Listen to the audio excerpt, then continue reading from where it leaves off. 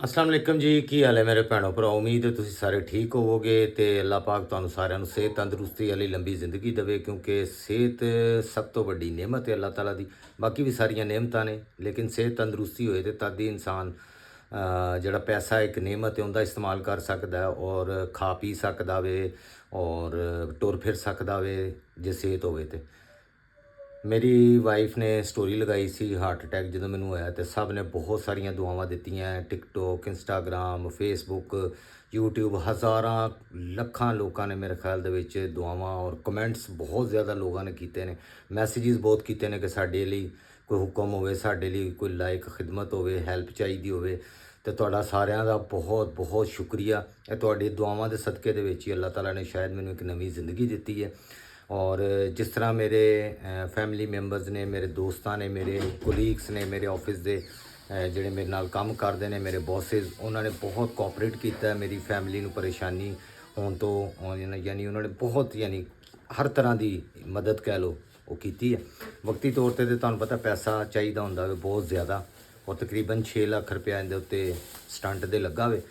ਔਰ ਉਸ ਟਾਈਮ ਉਹਨਾਂ ਨੇ ਪਹਿਲੇ ਤਾਂ ਸੁਜੈਸਟ ਕੀਤਾ ਸੀ ਹਾਰਟ ਅਟੈਕ ਤੋਂ ਕਿ ਇਹਨੂੰ ਕਡਿਆਲੋਜੀ ਲੈ ਜਾਓ, ਲੇਕਿਨ ਟਾਈਮ ਨਹੀਂ ਸੀਗਾ। ਐਂਬੂਲੈਂਸ ਦੇ ਵਿੱਚ ਵੀ ਉਹ ਕਹਿੰਦੇ ਸੀ ਨਹੀਂ ਪਹੁੰਚ ਸਕਣਾ ਇਹਨੇ।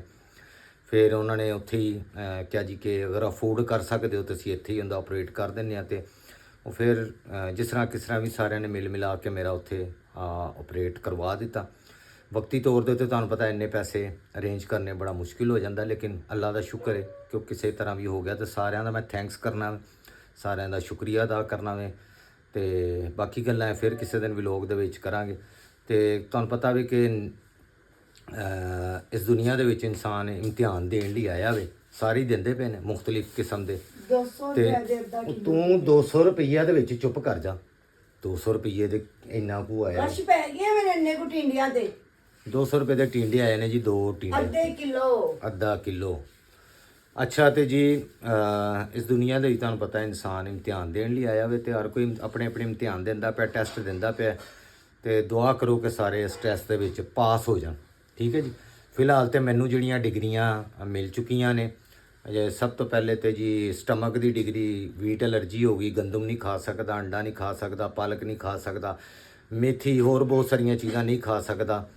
ਅਤੇ ਜਿਹੜੀਆਂ ਖਾ ਸਕਣਾ ਵਾ ਉਹਦੇ ਲਈ ਅੱਲਾ ਦਾ ਸ਼ੁਕਰ ਹੈ ਕਿ ਬਹੁਤ ਕੁਝ ਖਾ ਸਕਣਾ ਵਾ।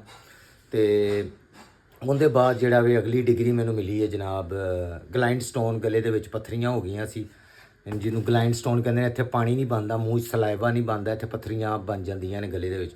ਉਹ 3 ਪੱਥਰੀਆਂ ਦਾ ਆਪਰੇਟ ਹੋ ਚੁੱਕਿਆ ਮੇਰਾ ਅਲਹਮਦੁਲਿਲਾ। ਅਤੇ ਚਲੋ ਉਹ ਵੀ ਸਬਰ ਸ਼ੁਕਰ ਨਾਲ ਵਕਤ ਕੱਟ ਲਿਆ, ਅਤੇ ਉਹ ਵੀ ਡਿਗਰੀ ਮੈਨੂੰ ਮਿਲ ਚੁੱਕੀ। ਉਹਦੇ ਬਾਅਦ ਜਿਹੜਾ ਵੇ TIA ਸਟੋਕ, ਮਿਨੀ ਸਟੋਕ ਜਿਹਨੂੰ ਕਹਿੰਦੇ, ਲੈਫਟ ਸਾਈਡ ਪੈਰਾਲਾਈਜ਼ ਹੋ ਜਾਂਦੀ ਹੈ, ਫਾਲਜ ਦੀ ਹੀ ਇੱਕ ਕਿਸਮ ਦੀ ਹੈ, ਅਤੇ ਉਹ ਕਲੌਟ ਆ ਜਾਂਦਾ ਦਿਮਾਗ ਦੇ ਵਿੱਚ ਨਾ। ਉਹ 2021 'ਚ ਆਇਆ, ਫਿਰ 2024 ਦੇ ਵਿੱਚ ਆਇਆ। ਅਤੇ ਫਿਰ ਵੀ ਅੱਲਾਹ ਤਾਲਾ ਨੇ ਰਿਕਵਰੀ ਮੇਰੀ ਜਲਦੀ ਕਰ ਦਿੱਤੀ। ਦੁਆਵਾਂ, ਇਹ ਸਿਰਫ ਦੁਆਵਾਂ ਦਾ ਨਤੀਜਾ ਹੈ। ਹੁਣ 2025 ਦੇ ਵਿੱਚ ਹਾਰਟ ਅਟੈਕ ਦੀ ਡਿਗਰੀ ਮੈਨੂੰ ਮਿਲ ਗਈ ਹੈ, ਠੀਕ ਹੈ ਜੀ। ਅਤੇ ਹੋਰ ਕਿੰਨੇ ਕੁ ਇਮਤਿਹਾਨ ਨੇ ਕੋਈ ਪਤਾ ਨਹੀਂ, ਲੇਕਿਨ ਇਹ ਹੈਗਾ ਕਿ ਸਬਰ ਸ਼ੁਕਰ ਦੇ ਨਾਲ ਉਸ ਇਮਤਿਹਾਨ ਦੇ ਵਿੱਚ ਅਸੀਂ ਕੀ ਕਹਿ ਲਓ ਲੰਘ ਜਾਈਏ ਤਾਂ ਜ਼ਿਆਦਾ ਅੱਛਾ ਵੀ, ਕਿਉਂਕਿ ਹੱਸ ਕੇ ਵੀ ਕੱਟਣੀ ਹੈ ਅਤੇ ਰੋ ਕੇ ਵੀ ਕੱਟਣੀ ਹੈ, ਅਤੇ ਬਿਹਤਰ ਹੈ ਹੱਸ ਕੇ ਇਨਸਾਨ ਕੱਟ ਲਵੇ ਅਤੇ ਅੱਲਾਹ ਤਾਲਾ ਬਾਕੀ ਇਮਤਿਹਾਨਾਂ ਤੋਂ ਬਚਾ ਲੈਂਦਾ ਵੇ। ਲੇਕਿਨ ਅੱਲਾਹ ਦਾ ਕਰੋੜ ਅਰਬਾਂ ਖਰਬਾਂ ਯਾਨੀ ਸ਼ੁਕਰ ਅਦਾ ਕਰ ਹੀ ਨਹੀਂ ਸਕਦੇ ਉਹਦੀਆਂ ਨੇਮਤਾਂ ਦਾ ਔਰ ਉਹਦੇ ਫਜ਼ਲ ਦਾ। ਜਦੋਂ ਹੌਸਪੀਟਲ ਦੇ ਵਿੱਚ ਤੁਸੀਂ ਦੂਸਰਿਆਂ ਨੂੰ ਦੇਖੋਗੇ ਤਾਂ ਆਪਣੇ ਆਪ ਨੂੰ ਤੁਸੀਂ ਬਹੁਤ ਨਾਲੋਂ ਬਿਹਤਰ ਸਮਝੋਗੇ ਔਰ ਸ਼ੁਕਰ ਅਦਾ ਕਰੋਗੇ। ਅਤੇ ਕੋਈ ਨਹੀਂ, ਇੱਕ ਮਜ਼ਾਕ ਕਰਨ ਡਿਆ ਸੀ ਚਲੋ, ਕਿਉਂਕਿ ਹਾਸਾ ਖੇਡਾ ਵੀ ਤਾਂ ਨਾਲ ਹੀ ਹੁੰਦਾ ਨਾ ਯਾਰ, ਸੀਰੀਅਸ ਹੋ ਕੇ ਵੀ ਕੀ ਕਰ ਲੈਣਾ ਹੈਗਾ ਵੇ। ਤਾਂ ਤੁਹਾਨੂੰ ਮੇਰਾ ਪਤਾ ਹੀ ਹੈ ਕੋਈ ਕਰੈਕਟਰ ਮੇਰਾ ਅੰਦਰ ਪੀਨੋ ਕੈਂਚੀ ਦਾ ਆ ਜਾਂਦਾ ਵੇ। ਅਤੇ ਹਾਰਟ ਅਟੈਕ ਦੀ ਡਿਗਰੀ ਆ ਗਈ ਤਾਂ ਹੁਣ ਮਤਲਬ ਕਾਫੀ ਕੁਆਲੀਫਾਈਡ ਹੋ ਗਿਆ ਵਾਂ ਮੈਂ ਯਾਰ।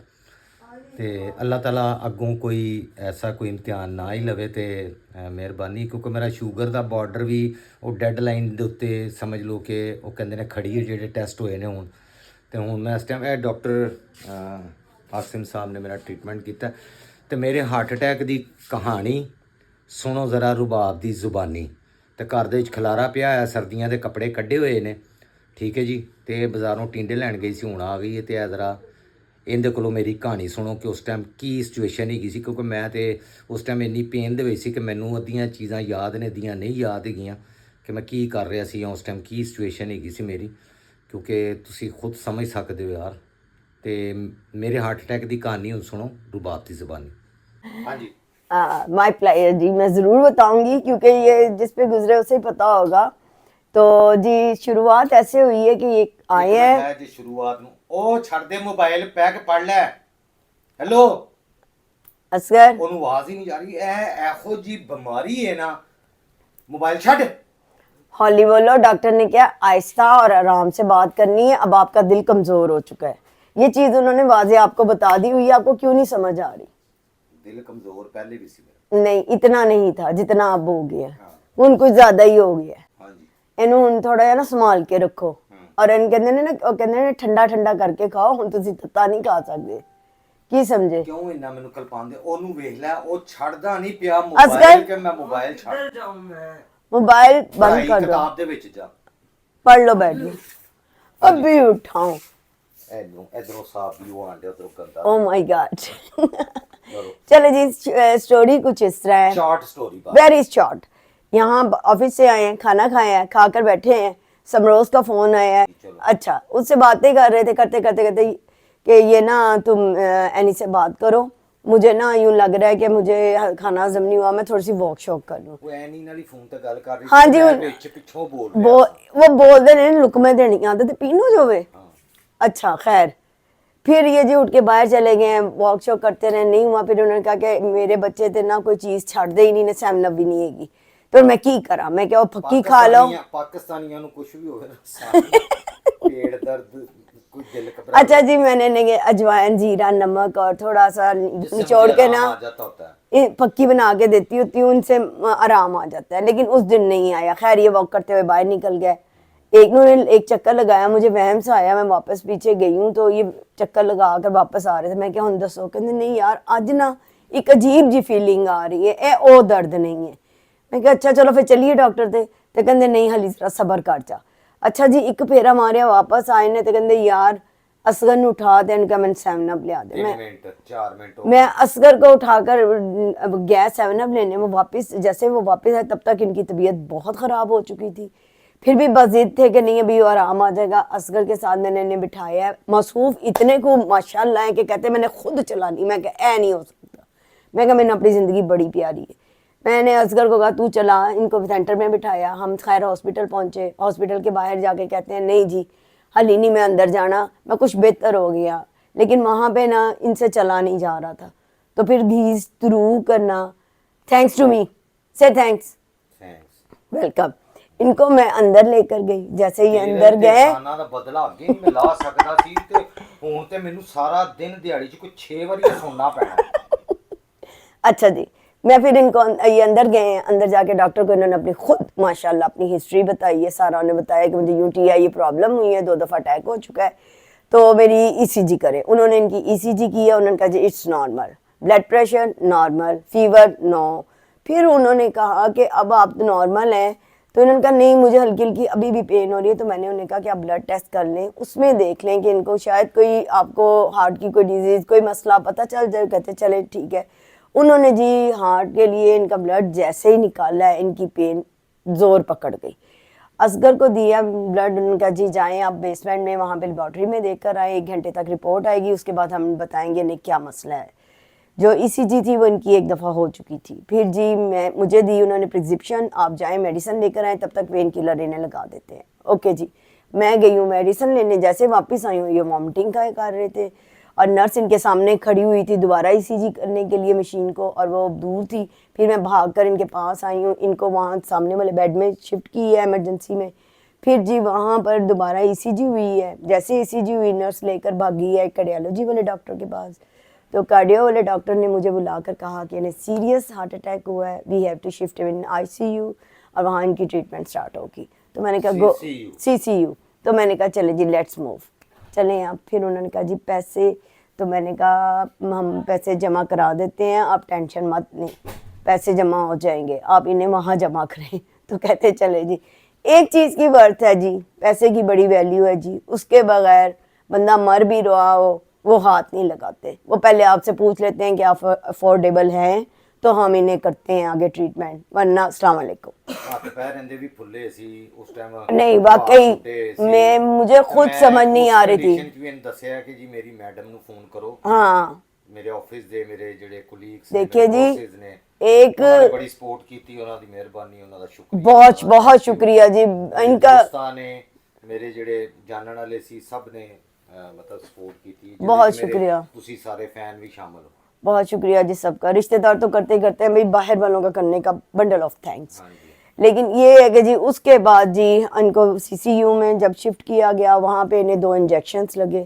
वो जाते हैं जी स्लो स्लो ड्रॉप करके, मैक्सिमम 1 घंटा लगता है। पर उस दौरान जो इनको पेन थी, अल्लामान अल हफीज, पढ़ ले थे। हाँ जी, और ये मुसलसल दुरूद शरीफ और कलमा पढ़ रहे थे। इनके बड़े भाई आए हैं, मैंने उन्हें कॉल की, बेटी मेरी घर पे ही थी, बेटा मेरा ऑफिस था, मैंने उसे भी कॉल की। मैंने कहा लिया जा, बाबा को हार्ट अटैक हो गया है। बेटी को भी मैंने कहा ताया को लेकर पहुंचो, हार्ट अटैक हो गया बाबा को। भाई इनके पास आए, उन्हें कहते रहे कि तू दुरूद शरीफ पढ़, तू कलमा पढ़। तो कहते मैं कलमा पढ़ दे, बहुत ऊंची ऊंची ये कलमा भी पढ़ रहे थे, दुरूद शरीफ भी पढ़ते जा रहे थे।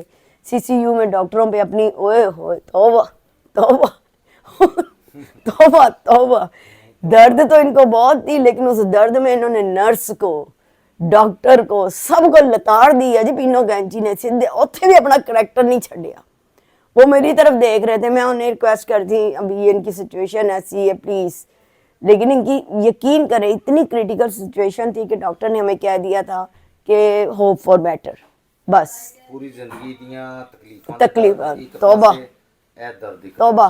वो सामने बैठे रहे, वो सारी रात इन्हें मॉनिटर करते रहे। जैसे सुबह 9 बजे तो उन्होंने हमें कहा कि जी डॉक्टर साहब आ गए हैं, अब वो इनके आपको बताएंगे कि नेक्स्ट प्रोसीजर क्या है। डॉक्टर का तो नाम नहीं पता जो इमरजेंसी में थे। हाँ, उनका भी जी बंडल ऑफ थैंक्स, वो बहुत अच्छे डॉक्टर थे। ये ट्रीटमेंट मेरा इन्होंने किया, डॉक्टर आसिम साहब ने। इत्तेफाक में आसिम रियाज साहब हैं, ये आए तो इन्होंने कहा जी इनकी अब आजकल ये मेडिसिन है मेरी जो मैं खा रहा हूँ, ये चार्ट है खुराक का जो जो खाना है हार्ट के पेशेंट होने के बाद, और बाकी ये सारी ये इसमें रिपोर्ट्स हैं। ये स्टंट जो डले हैं, ये वाले स्टंट डले हैं। अब इसकी वैल्यू मुझे नहीं पता, लेकिन बेटे ने उनको यही कहा था कि अच्छे से अच्छे स्टंट डालें जिसके बाद हमें दोबारा मसला ना हो, पेन ना हो, बिल्कुल। तो उसका दिल बड़ा ही छोटा है। इसी जी जब इनकी हो रही थी ना, मैं लिटरली आपको बताती हूँ, मेरा बेटा जब पहुंचा है ना, इनकी हालत देख के मतलब होता है ना कि कहते हैं ना मर्द स्ट्रॉन्ग होता है, तो मैंने अली अकबर को बड़ा स्ट्रॉन्ग जाना था कि मेरा बेटा ना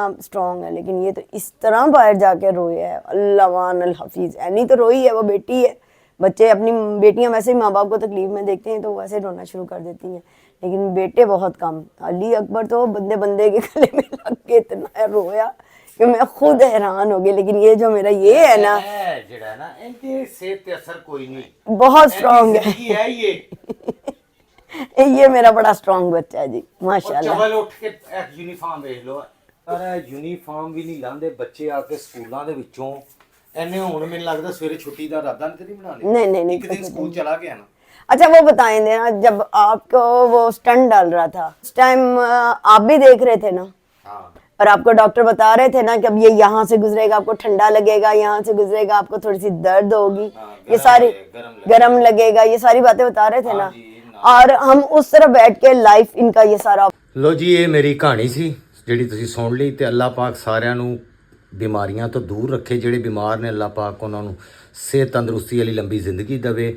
ਜਿੰਨੇ ਬੱਚੇ ਪੜ੍ਹਦੇ ਪਏ ਨੇ ਅੱਲਾਹ ਪਾਕ ਉਹਨਾਂ ਨੂੰ ਪੜ੍ਹਾਈਆਂ 'ਚ ਕਾਮਯਾਬ ਕਰੇ, ਅੱਛੀ ਜੌਬਸ ਉਹਨਾਂ ਲਈ ਰਿਜ਼ਕੇ ਹਲਾਲ ਦਾ ਕੋਈ ਵਸੀਲਾ ਬਣਾਵੇ। ਜਿਨ੍ਹਾਂ ਦੀਆਂ ਸ਼ਾਦੀਆਂ ਨਹੀਂ ਅੱਲਾਹ ਪਾਕ ਉਹਨਾਂ ਲਈ ਅੱਛੇ ਵਸੀਲੇ ਬਣਾਏ। ਮੇਰੀ ਬੇਟੀ ਲਈ ਵੀ ਦੁਆ ਕਰਨਾ, ਜਨਵਰੀ ਦੇ ਵਿੱਚ ਉਹਦੀ ਸ਼ਾਦੀ ਹੈ, ਜਿਹੜਾ ਜਨਵਰੀ 23, 24, 25 ਜਨਵਰੀ, ਤੇ ਉਹਦੇ ਲਈ ਦੁਆ ਕਰਨਾ ਕਿ ਅੱਲਾਹ ਪਾਕ ਉਹਦੇ ਨਸੀਬ ਅੱਛੇ ਕਰੇ ਔਰ ਸਾਨੂੰ ਹਿੰਮਤ ਔਰ ਤਾਕਤ ਦੇਵੇ ਕਿ ਅਸੀਂ ਉਹਨੂੰ ਅੱਛੇ ਤਰੀਕੇ ਦੇ ਨਾਲ ਰੁਖਸਤ ਕਰ ਸਕੀਏ ਔਰ ਉਹ ਖੁਸ਼ ਰਵੇ ਔਰ ਸਾਰਿਆਂ ਦੀਆਂ ਬੇਟੀਆਂ ਦੇ ਨਸੀਬ ਅੱਲਾਹ ਤਾਲਾ ਅੱਛੇ ਕਰੇ।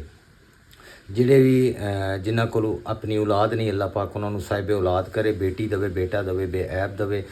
ਔਰ ਜਿਨ੍ਹਾਂ ਦੇ ਕਾਰੋਬਾਰ ਨੇ ਅੱਲਾਹ ਪਾਕ ਉਹਨਾਂ ਦੇ ਕਾਰੋਬਾਰੀ ਰਿਜ਼ਕ ਦੇਵੇ, ਬਰਕਤ ਦੇਵੇ। ਔਰ ਜਿਹੜੇ ਪਰੇਸ਼ਾਨ ਨੇ ਕਿਸੇ ਵੀ ਵਜ੍ਹਾ ਤੋਂ ਅੱਲਾਹ ਤਾਲਾ ਸਭ ਦੀਆਂ ਪਰੇਸ਼ਾਨੀਆਂ ਨੂੰ ਦੂਰ ਫਰਮਾਏ, ਸਭ ਨੂੰ ਹਿੰਮਤ ਔਰ ਤਾਕਤ ਦੇਵੇ ਔਰ ਅੱਲਾਹ ਤਾਲਾ ਸਾਨੂੰ ਇਸ ਦੁਨੀਆ ਦੇ ਇਸ ਇਮਤਿਹਾਨ ਦੇ ਵਿੱਚੋਂ ਕਾਮਯਾਬ ਕਰੇ ਔਰ ਨੇਕ ਔਰ ਜਿਹੜੇ ਇਸ ਦੁਨੀਆ ਤੋਂ ਜਾ ਚੁੱਕੇ ਨੇ ਅੱਲਾਹ ਪਾਕ ਉਹਨਾਂ ਦੀ ਮਗਫਰਤ ਫਰਮਾਏ, ਜੰਨਤੁਲ ਫਿਰਦੌਸ ਦੇ ਵਿੱਚ ਅੱਲਾਹ ਜਗ੍ਹਾ ਅਤਾ ਫਰਮਾਏ। अल्लाहुम्मा सल्ली अला मुहम्मद व आले मुहम्मद, अल्लाहुम्मा सल्ली अला मुहम्मद व आले मुहम्मद, अल्लाहुम्मा सल्ली अला मुहम्मद व आले मुहम्मद, आमीन। ਤੇ ਹੁਣ ਮੈਨੂੰ ਅਗਲੇ ਵਲੋਗ ਤੱਕ ਲਈ ਦਿਓ ਇਜਾਜ਼ਤ। ਮੈਂ ਕੋਸ਼ਿਸ਼ ਕਰਾਂਗਾ ਤੁਹਾਨੂੰ ਮੈਂ ਅਪਡੇਟ ਦਿੰਦਾ ਰਹਾਂ, ਔਰ ਸ਼ਾਦੀ ਦੇ ਵੀ ਹਵਾਲੇ ਦੇ ਨਾਲ ਅਸੀਂ ਸ਼ਾਪਿੰਗ ਕਰਨ ਜਾਵਾਂਗੇ, ਜੋ ਕੁਝ ਵੀ ਕਰਾਂਗੇ ਮੈਂ ਤੁਹਾਨੂੰ ਉਹਦੇ ਵੀ ਹਵਾਲੇ ਨਾਲ ਅਪਡੇਟ ਦਿੰਦਾ ਰਹਾਂਗਾ। ਅਗਲੇ ਵਲੋਗ ਤੱਕ ਲਈ ਮੈਨੂੰ ਇਜਾਜ਼ਤ ਦਿਓ। ਅੱਲਾ ਹਾਫਿਜ਼।